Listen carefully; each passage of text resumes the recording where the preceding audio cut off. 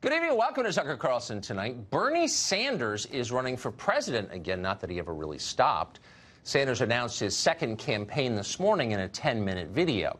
Before you drop everything and watch it, take half a moment to appreciate just how much America and the Democratic Party have changed over the past 4 years. Pull up Sanders' first presidential announcement speech. It was May 26, 2015 in Burlington, Vermont. Sanders looked a lot different then. But the second thing you'll notice if you watch it is how familiar his words sound. It's spooky. Virtually all of the themes in Sanders' announcement speech, his first one, are what in the end got Donald Trump elected president. The collapse of the middle class, the crushing cost of health care and student loans, the pointlessness of perpetual war in the Middle East, the distorting effect of Washington lobbyists and donors, the swamp, the dangers of corporate power, the need for better jobs and higher wages for Americans, the generational disaster that is our trade policy. It's all there, everything but build a wall. Sanders is often described as a 1970s-era socialist, and that's basically true. He honeymooned in the Soviet Union. He looks like he combs his hair with a balloon.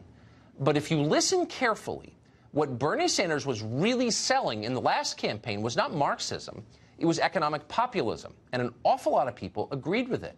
Many of them wound up voting for Donald Trump in the general election. In case you've forgotten, here's what Bernie Sanders sounded like back then. I am fighting to break up the large banks on Wall Street. But I do want the opportunity to tell them face to face what their greed and illegal behavior has done to this country. If Wall Street does not end its greed, we will end it for them. Well, you could disagree about whether Wall Street and the big banks are really driving America's decline, like all politicians Sanders was and is an overstater. But looking back, there was something touchingly old-fashioned about the way Bernie Sanders ran that campaign. Sanders made no appeal at all to interest groups. He explicitly opposed interest groups. He instead talked about national unity and the people left behind. His first announcement speech did not mention the words racism or sexism or, for that matter, abortion or gun control. He said nothing about immigration or non-citizens. Sanders was running for Americans, all of them, whether you agreed with him or not. Needless to say, Sanders quickly found himself at war with Democrats. The modern Democratic Party has no place for the idea of nationhood. It rejects the existence of universal interests and values. Instead of a common American culture, Democrats see only tribes. Now, Bernie Sanders is pushing 80, and he seemed completely bewildered by these changes in attitude. In the weeks after the 2016 election, Sanders told one reporter that Hillary Clinton lost the race because, quote, "It's not good enough to say, I am a woman, vote for me." Well, Sanders was right, obviously, but he was way too late. Modern Democrats are defined by identity politics. That's the idea that the accident of your birth determines what you're worth, your value. Some groups are favored, others are blamed and punished. What matters isn't what you do, the choices that you make. What matters is who you are genetically.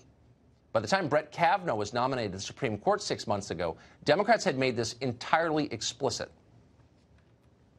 Women across this nation should be outraged at what these white men senators are doing to this woman. This is all gross strategizing from 11 old white men. It's a white man strategy that is politically dumb, in my opinion. These people in Congress right now, in that Senate Judiciary Committee, these white men, old, by the way, are not protecting women. Old white men. Not a favored group in the modern Democratic Party, to put it mildly. And yet Bernie Sanders is undeniably all three of those things. So how do you win the nomination of a party that hates you for qualities you can't change? Bernie Sanders is not the only Democrat facing this dilemma, far from it, nor is he the only one to realize that there's really only one solution. You have to embrace identity politics. Getting woke is the only option. So Bernie Sanders has done just that. Here's a clip from his second presidential announcement video released today. Our campaign is about transforming our country and creating a government based on the principles of economic, social, racial, and environmental justice. Our campaign is about redoubling our efforts to end racism, sexism, homophobia, religious bigotry, and all forms of discrimination. So that's the new Bernie Sanders, and he seems a lot smaller than the old version. Instead of saving America from predatory global capitalism, Sanders plans to save us from Donald Trump's racism and sexism. Okay, let's say he does that. What then? Racism and sexism aren't actually the biggest problems that America faces. Sorry, not even close, actually. Growing economic stratification and a dying middle class, those are the biggest problems. But nobody in Washington wants to talk about those things, and why would they? People in Washington are richer than ever. Any change to the status quo is a threat to them by definition. It's much better for them to have the population squabble over unresolvable questions of identity. A nation that's arguing about skin color is not asking how a tiny group of people is now flying private while almost everybody else has gotten poorer. So identity politics is a tactic designed to prevent conversations dangerous to the ruling class, obviously. It's also a way for some of the most privileged people in America to recast themselves as victims. Cory Booker, for example. Cory Booker went to Stanford, Oxford, and Yale. His parents were IBM executives. Booker has spent most of his career in the Senate carrying water for his fellow privileged people, his peers on Wall Street. Privileged? Yeah, Cory Booker defines that word. Now that he's running for president, it would be interesting to hear Cory Booker explain why he has allowed his friends in the finance world to continue to pay half the tax rate that you're probably paying now. But he likely doesn't want to talk about that. Instead, he'll probably spend most of his time talking about racism, including the racism he has personally experienced as a powerless person who went to Stanford, Oxford, and Yale, and whose parents were IBM executives. So you can see what's going on here. This is a scam. Identity politics is a scam, and it's not so different from the one that Jussie Smollett just pulled. Smollett is a rich actor with a hit TV show. That's fine. We used to call people like that pampered. But Smollett doesn't want to be thought of as pampered. Nobody does, really. So he recast himself as a victim. The people oppressing him, he told us, were Trump voters. Badly educated thugs from some rural backwater, probably. Inbreds who've never read a book. People who don't have Kamala Harris's personal cell phone number. People who probably don't even believe in global warming or like Thai food. Those people, they're the problem. They must be crushed. Somehow, the left is telling us, the weak are now oppressing the strong. That's their claim. The old left would have pushed back against this. They would have felt some sympathy for the people our economy has left behind, but not anymore. The new left reveres Cory Booker and Barack Obama. They're rallying behind Jussie Smollett. When Smollett's fraud was exposed, they defended him without saying so. Well, the information's still coming out. I'm going to withhold until all the information actually comes out from on-the-record sources. Okay, so I will say this about that case. I think that the facts are still unfolding. Once the investigation is concluded, then we can all comment. But I'm not going to comment until I know the outcome of the investigation. So no one can admit that Jussie Smollett is not a victim. He's a rich guy who played the victim and blamed other people. Now, nobody's asked Bernie Sanders about that story yet, but he'd probably say the same thing. He has to say that. It's required now. Suraj Patel is an attorney and a professor at NYU's Stern School of Business, and he joins us tonight. Mr. Patel, thanks very much for coming on. Thanks, Tucker. So how disappointing. I wasn't a Sanders voter, but I certainly respected his willingness to make a case for economic populism back in 2016, and I agree with a lot of the things he said, honestly. How disappointing is it to see him become another identity politics drone? Why is there no room in the Democratic Party for someone to just make a straightforward economic case? Well, Tucker, I don't think that he isn't making an economic inequality case, but you cannot talk about economic inequality in this country without talking about racial and economic disparity because of the systems we've built, because of the legacy of slavery and Jim Crow and internment and all those things. What he's saying basically is that things like race and inequality are inextricably intertwined based on the institutions we've built and the legacies of them. And it's only responsible that now you're confusing me because you're making a case that bears no relationship to the facts or the numbers. So the richest people in America are not white people. Immigrant groups, actually, including African immigrants, Indian immigrants, I think, are the richest group in the United States. No, that's your right. average Nigerian immigrant makes more than your average native-born white American. So it's a lot more complicated. I'm not sure what that means exactly, but I know that what you just said is totally false. It is very complicated, but the fact of the matter the fact of the matter is that you are, by and large, statistically speaking, the darker you are in this country, the poorer you are. Some of that. That's hold on, wait, that's no. not true. Wait, hold on, wait, slow down. That's not true. It's so much more complicated than that, that what you're saying is a lie. And so Asian immigrants, for example, have the highest educational attainment level and the highest incomes of any group in America, okay? So if what you're saying is true, and again, I'll agree with you on this, it's super complicated. But what you're saying is not complicated. It's painting a picture of racial division that isn't backed up by the facts, and you know it. No, that's not right. Look, Tucker, what we're saying is simply this. We know, for example, the criminal justice system creates significantly unequal outcomes for people based on their color or background. Like that black people are given stronger sentences, surveilled more often, and policed more often. That puts them into a cycle of poverty at times that you can't get another job after you have a felony on your record. You have a 1 in 3 chance of being incarcerated or put on parole by the time you're 30. There's some truth to what you're saying, that people of all colors who are convicted of felonies have a really tough time digging out of it. And I have real sympathy for them. So I think what I'm saying is Bernie Sanders is not... Hold on. So what you just said is untrue, and you know it's untrue, that the darker you are, the more oppressed you are, when in fact, I didn't say most oppressed. poor people in America are white, as you know. The poorest state is the whitest state, West Virginia. So let's stop lying. Look, I'm not making the case for any racial group. I'm making a case for a non-racial approach to policy, which is the only one we can have without wrecking the country, no? And there is no doubt that the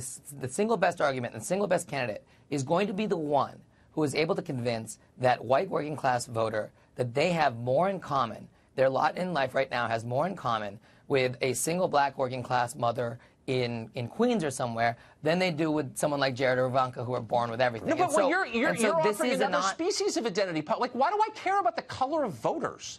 I mean, Bernie Sanders in 2016 never mentioned anybody's color. He's like, look, you're getting exploited by your employer in these big companies. That was a colorblind case, and the Democratic Party hated it because it has a stake in racial division. You know that that's true. Tucker, it's like I said, you can't approach the issue of inequality without talking about and looking at some of the racial disparities in it. And that's all people are saying. Really? Then how did Nigerian immigrants wind up making more than native-born white Americans? All Nigerian immigrants have not done that. All Nigerian immigrants do not make more money than all of the people. But if it's as simple as the blacker you are, the more oppressed you are, like, that's just not true. And that's not what I'm saying. You're simplifying this argument to make it sound ridiculous.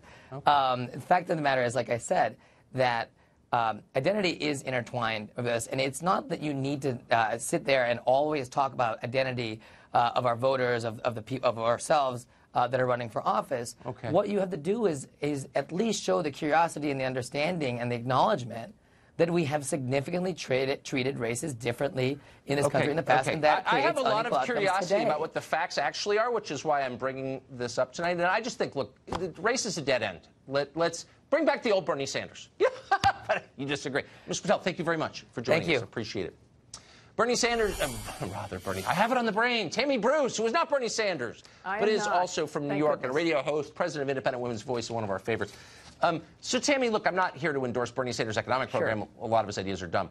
But I always admired his willingness to stick with the universal principles over the grubby, creepy, divisive politics of race. Why has he given that up? Well, as you've noted in your opening, this is a dynamic that has overcome the Democratic Party. And he's a politician.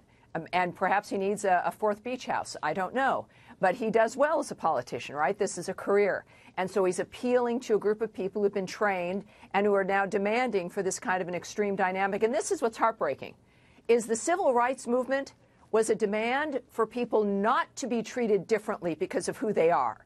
Was a demand for an elevation of people to be treated like everyone else. Identity politics is the cancer, is the opposite of that. It demands that we not only treat people differently because of who they are, but then condemn some and elevate others based on some kind of benefit we've assigned to a particular identity. It is the antithesis of what we fought for throughout the 60s and 70s, and frankly, beginning at the turn of the 20th century. This is how retrograde the Democrats have become, and it is what Americans reject. And so it's concerning that we see that this is happening with the Democrats, because we need a good, loyal opposition. But it certainly is not what America has been, it's not what we are now, and it's not what we want to become. I mean, the only reason I keep hitting this is because I sincerely feel, and I mean this with my whole heart, that this is a threat to the unity of the country and that it makes people hate each other. Well, that's the goal. Is there any Democrat who is running on a universal platform? Can there ever be another one again? Well, there can be. Look, I'm a Democrat. There are other Democrats who perhaps have maybe already switched and identify as an independent or registered as that. It is a sensibility about a classical liberalism that, frankly, now it clearly is represented by the conservative ideal. Yeah. This desire for independent, for freedom, personal responsibility, capitalism, that we're only limited by our own ambition and imagination, that is the American ideal. And that is something both parties can embrace. What you're hearing now... Yeah, I hope so, because the rest of this stuff is absolutely a dead end. And it's meant to turn us against each other, Tucker. That's the goal, is to distract us. It's a diversion. That's, look who's practicing it. Woke billionaires. Tammy, thank you very much. Thank you, sir. So, Jussie Smollett apparently concocted a fake hate crime, but it's only the latest example of the left using phony stories to vilify its enemies. We'll investigate and expose that tactic in more detail after the break.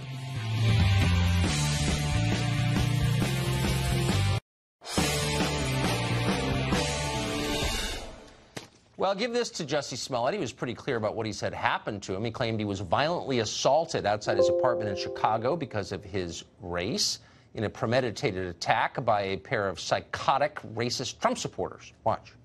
I see the attacker masked, and he said, "This MAGA country punches me right in the face." And there is no doubt in your mind what motivated this attack? I could only go off of their words. I mean, who says empire, this MAGA country, ties a noose around your neck and pours bleach on you? Just for the record, when you don't ask any follow-up questions and just nod sympathetically, it's not journalism, it's affirmation. But on the internet, there were people who were paying close attention to the claims Smollett was making, and they didn't add up, and they began publicly doubting his case. Smollett did not answer their questions. Instead, he denounced these people as racists. Watch. I'm pissed off. What is it that has you so angry? Is it the attackers? It's the attackers, but it's also the attacks. How can you doubt that? Like, how do you not believe that? It's the truth. Now, reports apparently leaked from the Chicago Police Department say that all of this was a scam, that Smollett planned this from the very beginning and hired others to carry it out. We have more information on the case tonight. Matt Finn joins us from Chicago at the exact intersection where Smollett said he was attacked. Matt, good to see you. Tucker, good evening. Behind me is the door that police say Jussie Smollett used to get inside into his apartment building on the night of that alleged attack. And now we're learning this evening that Jussie Smollett was convicted of a DUI and lying to police in 2007, according to court documents obtained by Fox News. This arrest was confirmed by an LA County clerk who tells us that the birth date that we have for 36-year-old Jussie Smollett matches the birth date of the Jussie Smollett that was arrested for this DUI and giving false information to police. We reached out to Smollett's legal team, who did not deny this arrest. We have not been able yet to pinpoint exactly what Smollett lied to police about, but it's related to a vehicular charge. Smollett was sentenced to 36 months of probation. Also new tonight, Chicago police tell Fox News that the two brothers that CBS reports confessed to carrying out the hoax with met with prosecutors and detectives late this afternoon. Tonight, Chicago police are still waiting for Smollett to respond to their very important request for a follow-up interview. Police tell us they are giving Smollett a, quote, responsible amount of time. What happens next depends on Smollett's actions. Police can present this case to prosecutors or a grand jury seeking an arrest warrant, and tonight we're learning police appear to be doing just that. Smollett, who was very cooperative with police before this whole story dramatically altered, is apparently no longer responding phone calls to police requesting more information. Tonight, police are no longer insisting Smollett is the victim. They're now referring to him as the person who filed the police report. Smollett's attorneys say anyone who says Smollett was in on this attack is a liar. And here in Illinois, filing a false police report is a Class 4 felony. It's punishable up to 3 years in prison. It's also probational. But Smollett might even be in more trouble with the FBI, who is investigating that alleged death threat letter with the MAGA return address that was sent to Smollett just 1 week prior to this alleged attack. Tucker. Matt Finn for us in Chicago. Thanks, Matt. Well, the Jussie Smollett story is amazing, but it's exceptional only to the extent it has received much more publicity than most hate hoaxes, and there are many of them. Bogus stories concocted by the left for political reasons and repeated without question by a compliant media. Dr. Wilfred Riley is an associate professor at Kentucky State University. He's the author of the book, Hate Crime Hoax, How the Left is Selling a Fake Race War. Professor, thanks very much for coming on tonight. So you've looked at a lot of these cases. What would you say, generally speaking, is the point of them? Well, thanks for having me, Tucker.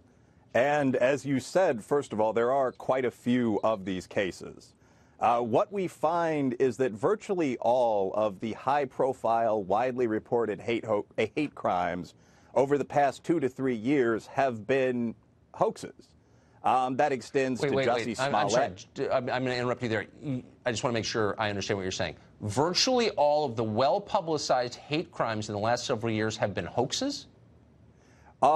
Very, very many of the best publicized incidents, Eastern Michigan, Air Force Academy, Yasmin Saweed, the Burnt Black Church, the young African-American woman that said that she was literally urinated on by white men, Kean College, Wisconsin Parkside, so on down the line. All of those incidents that I've mentioned, I think you could probably put Covington Catholic in that category. Yes, you sure those could. have been not actual incidents of interracial violence. They have been hate hoaxes. This is also, by the way, very often true of hate hoaxes reported by the alt-right.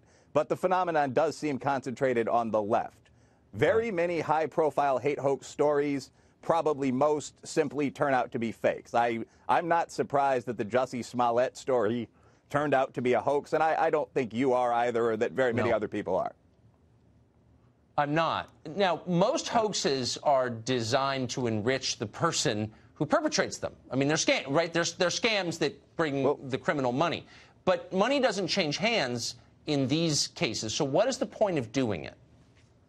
Well, I think that's a fascinating question, Tucker. First of all, I will say that in a fair number of cases, money does change hands if you're talking about insurance money. So in Chicago, for example, we saw the Velvet Ultra Lounge case, where the owner of a popular gay and bisexual nightclub burnt his own business to the ground, collected, I believe, a $20,000+ check for that, and attributed that originally to homophobes. So that is a partial motivation. But I will say that I think a broader motivation for these hoaxes is that the demand for bigots in America greatly exceeds the supply as of right now. Yes. So it is not much of a secret that in America we have a very well-funded grievance industry. The Southern Poverty Law Center, which 30, 40 years back did a great deal of good, but currently has an active invested endowment of $432 million. That's unbelievable. They take in $58 to $96 million every year, at least in terms of the records that I've looked at going back some time.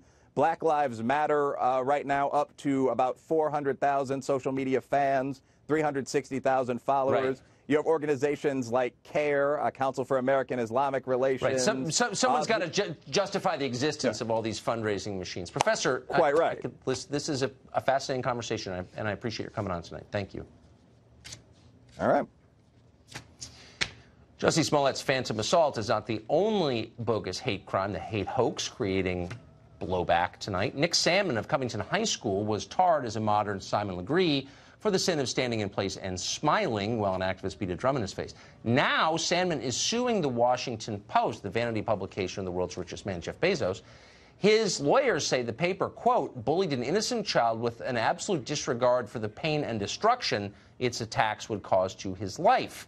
The suit, the first of what could be many suits, seeks $250 million in damage. That is, of course, a fitting number. It's the same amount that Jeff Bezos paid to turn that paper into his personal Pravda. So we'll be following that with some interest. A departing CBS reporter says the press has become so liberal they can't report the news. only produce propaganda. Bret Hume's been in the news business a long time. He'll join us next. Plus, dumpster fire expert Richard Painter says we ought to just pull Trump out of the White House with nets because he's not competent to govern. 25th Amendment. That conversation after the break. There is an inferno raging in Washington. But here in the land of 10,000 lakes, we know how to put out a fire.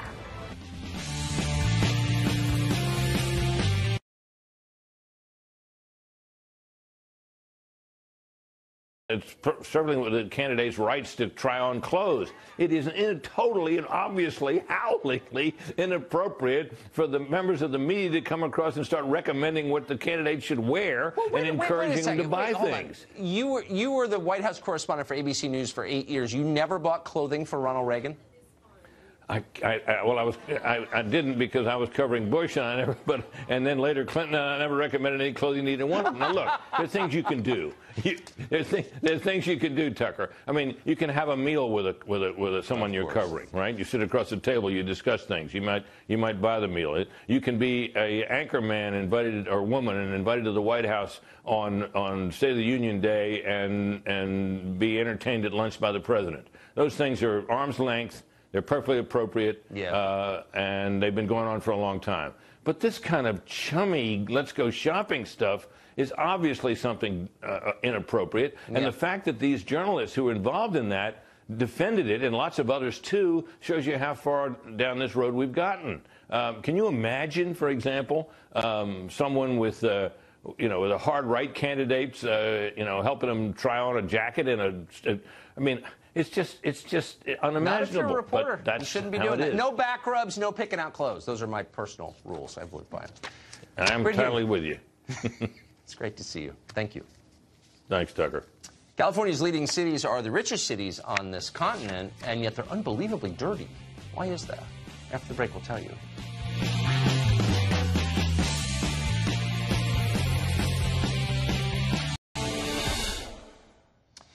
Well, California, our biggest, formerly most prosperous state, is increasingly a place that's impossible to live if you are not rich. Housing costs are sky high. Public schools are failing. The state's chief concern seems to be enabling illegal immigrants and enlarging its homeless population, which it's very good at. John Stossel recently visited San Francisco and found officials working hard there to erect a homeless utopia. Here's part of it. San Francisco is generous. It offers street people food stamps, free shelter, train tickets, and $70 a month in cash. San Francisco is just a good place to hang out. Like many, these two come here from out of town. Do you like the lifestyle? Of course I do. As you just heard, they love the freedom of not having to follow the rules. So the homeless stay on the streets, and every day new people arrive. Normal people are just about sick of it. A new poll finds that 53% of Californians, and critically 63% of millennials living in California, want to flee. Ethan Behrman is someone who's staying in California because he hosts a radio show there. He joins us tonight. So, I mean, I got to say, there's no blaming the right for this. It's a one-party state, for good or ill. In this case, looks like ill. And so, at some point, do you think, like, what liberal lunacy gave birth to this feudal disaster called California? Has it caused any soul searching for you? Absolutely. The fifth biggest economy in the world, and you talk about the homeless problem, we can look to Ronald Reagan, the conservative Republican, when he was governor, who turned everybody loose from the psychiatric institutions and the abuses that they had in the early 20th century. But instead of having a plan to get people the proper care they needed in the neighborhoods, he let them free. And so now we have federal I'm just wondering, I'm sorry, let's just pause it really quick. When was that? Oh, was that like 50 years ago that he was governor of California? Yeah. Okay. And it's only gotten worse because of the laws. But we have new leadership now, Tucker, that is actually addressing the problem. So you're saying that the homeless problem in Los Angeles and San Francisco, not just but mostly in those two cities, is the fault of someone who is dead and hasn't been governor in 50 years. That's really the answer? That's the root. That's the genesis of it. When we decided that we can't keep people who need mental health care, Conservatorship is the term around it. There are a fair percentage. John Stossel, of course, found 2 people that he could use as an example, as an anecdote to prove how bad it is. But the point is this. We have people who need mental health care. And because of what Governor Reagan did and what the federal courts have ensured since then, is we have a hard time with it. State Senator Scott Wiener actually has new legislation. You and I both know that closing down the sanitariums, the mental hospitals, was a liberal project from beginning to end. Reagan was the governor. He signed it. Shouldn't have. I agree. But that if you're blaming Ronald Reagan for modern-day homelessness in California, you're not really looking yourself in the mirror and admitting, like, maybe my dumb ideas had something to do with this. I mean, honestly. No, because now we do have new ideas. So State Senator Scott Wiener has a new bill that's been passed, experimenting with a new conservatorship program. We have Mayor London Breed in San Francisco and Mayor Eric Garcetti in Los Angeles addressing it head on. Mayor Garcetti actually got funding to finally build some housing that was a requirement from the federal courts before we could do something about getting people off the streets. Wait, so Mayor Garcetti's led Mayor... So you're saying, hold on, you're saying very quick, the driving problem is profoundly mentally ill, schizophrenics, for example, in their own housing unsupervised? So that's a good idea, you think? No, it's a bifurcated problem. You have mental illness on one hand. We also have the issue of a severe shortage of housing, and the courts prohibited anything being done until we got housing built. Mayor Garcetti's working on, as is Mayor Breed. Darn that Reagan! Oh, my God. Ethan, great to see you. Thank you very much. Well, the U.S. is winding down its military adventures in a number of different countries, but appears to be on the brink of something big, maybe an intervention in Venezuela. Yesterday, the president said, quote, all options are open in that country. Meanwhile, National Security Advisor John Bolton, an advocate of war everywhere, went on Twitter to praise Colombia for accepting Venezuelan refugees and then said the rest of the world, including us, should show, quote, the same generosity. In other words, get ready for a massive migration wave into this country. Are we ready? Douglas McGregor is a retired U.S. Army colonel, author of the book Margin of Victory, and a frequent guest. Great to see you, Colonel. So that sounds like a public warning of imminent action that we should prepare for refugees in this country. Well, the only thing that I can say is that I agree with is that Latin America should solve this problem. This is not something we should involve ourselves in. If we go to Venezuela with military power, not only will we be initiating a war, effectively, for regime change, and we know where that leads because we've been through several of those this far, but we are making the problems created by the people of Venezuela our problems, and we'll be on the hook for it. It will become an enormous money pit, much like Iraq and Afghanistan. But our operating, and John Bolton's operating assumption is that when there's a disaster, we ought to admit as many refugees as we can. What does that do to the countries from which they're coming? Well, we have operated as a relief valve for Mexico for many, many decades. Every time they can't employ people, whenever they have discontent at home, when people lose their jobs, they're sent north. And so we have actually relieved the pressure on the Mexican government to do anything about the social inequities, the lack of social justice, the criminality, and the problems in the country. And this is exactly what you will see in other Latin American countries like Venezuela. So how are we making it better if we allow the mismanaged, in some cases, criminal governments of these countries to continue without being challenged by their populations, because their populations now live here? Look, first and foremost, the foundation for any successful foreign policy towards Central America and South America is a secure southern border. If that's not secure, it is an open wound, and it will be exploited by everyone south of the Rio Grande repeatedly in perpetuity. So we've got to secure that border first. And by the way, if we go into Venezuela, it's going to cost us an enormous sum of money that dwarfs the cost of securing the southern border. But isn't it racist to secure our borders? No. In fact, you don't have a country without borders. And we have plenty of evidence all over the world that walls, border fences, troops on the border work. They preserve the security of the population they protect. They also ensure the rule of law in many cases. Israel's done this very successfully. The Hungarians have done so very successfully. We need to do the same thing, because if you don't, eventually you lose your country. You just named two countries that don't hate themselves, whose leaders think it's their job to take care of their country. That's right. I wish we had that. Colonel, great to see you. Thank you very much. Richard Painter, an expert on dumpster fires, still trying to put one out. He's taking a brief break to talk about the FBI's plot to undermine the president, which he wholeheartedly supports. You'll hear his plan for removing Trump after the break. Well, California, our biggest, formerly most prosperous state, is increasingly a place that's impossible to live if you are not rich. Housing costs are sky high. Public schools are failing. The state's chief concern seems to be enabling illegal immigrants and enlarging its homeless population, which it's very good at. John Stossel recently visited San Francisco and found officials working hard there to erect a homeless utopia. Here's part of it. San Francisco is generous. It offers street people food stamps, free shelter, train tickets, and $70 a month in cash. San Francisco is just a good place.